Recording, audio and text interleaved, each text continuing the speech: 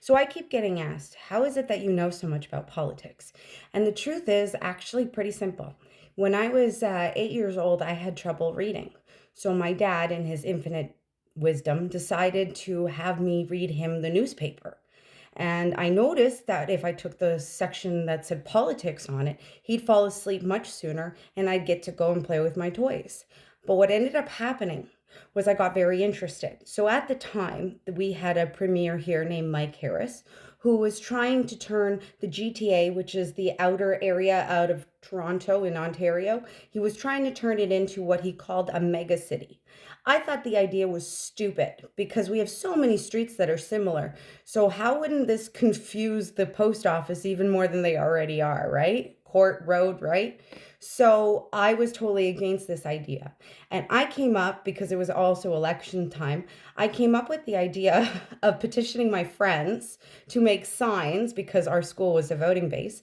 And we would stand outside in our hall until we got caught with our signs telling people not to vote conservative at the time. Mike Harris was a conservative. I was once a liberal. Go figure, right? At 8 years old, I was a liberal. Anyways, our teacher caught us, and since we were supporting the liberals, she didn't mind it one bit because they topped off her pension pretty well.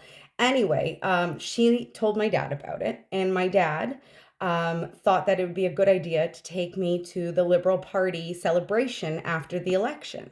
And that's right, yours truly was on the Toronto Star at 8 years old with Bob Kaplan and Art Eggleton and his daughter Stephanie cutting the celebration cake. So that's how I got into politics. From there, it just kept going. My interest always grew. When I was in high school, we had John Manley come to our school trying to create a connection with a younger voter base because he knew that we were just about to turn 18, so our vote would count.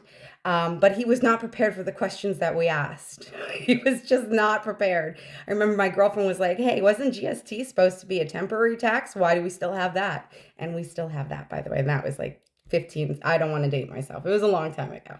Anyways, so I hope that answers your question as to why I'm an expert in politics. It's because I have been paying attention for a very long time.